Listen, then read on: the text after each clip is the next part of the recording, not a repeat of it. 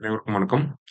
டெய்லியும் banking and SSC point of வியூல 5 questions current அஃபேர்ஸ்ல பார்க்குறோம். இன்னைக்கு என்ன கொஸ்டின்ஸ் இருக்கு அப்படின்னு சொல்லி பார்ப்போம். First one, what is the announced budget for the Pradhan Mantri Viksit Bharat Rozgar Yojana அப்படின்னு சொல்லி கேட்டிருக்காங்க. ஸோ விக்ஷித் பாரத் ரோஸ்கர் யோஜனாக்கு எவ்வளவு பட்ஜெட் ஒதுக்கீடு செய்யப்பட்டிருக்கு அப்படின்னு சொல்லி பார்த்தீங்கன்னா 99,446 crore. சரிங்களா?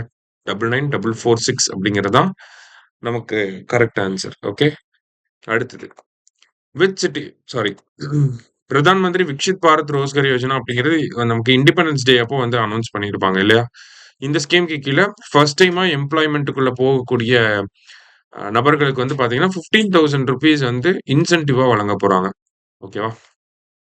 அடுத்தது, which city is proposed as India's host for the 2030 Commonwealth Games அப்படின்னு சொல்லி கேட்டிருக்காங்க. ஸோ 2030ல காமன்வெல்த் கேம்ஸ் நடத்த போறோம் நம்ம.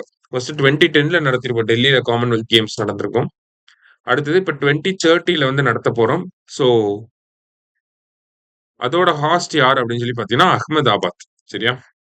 அடுத்தது, where will the country's second largest cricket stadium with seating capacity of 80,000 be started அப்படின்னு சொல்லி கேட்டிருக்காங்க. ஸோ இந்தியாவோட ஃபர்ஸ்ட் பிக்கஸ்ட் ஸ்டேடியம் வந்து நரேந்திர மோடி ஸ்டேடியம் அகமதாபாத்ல இருக்கு. 1,00,000 பேர் அதுல உட்காரலாம்.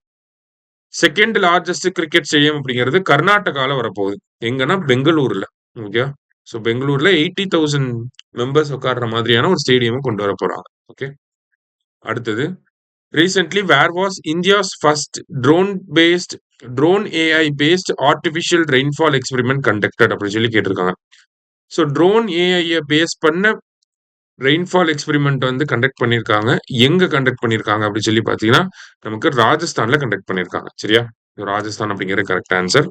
லாஸ்டா, which mission has Prime Minister Modi launched for the protection of key establishments using indigenous technology அப்படின்னு சொல்லி கேட்டிருக்காங்க. ஸோ ஒரு ஏர் டிஃபென்ஸ் சிஸ்டம் அப்படிங்கிறத கொண்டு வர போறோம் அப்படிங்கிறத சொல்லியிருப்பாரு.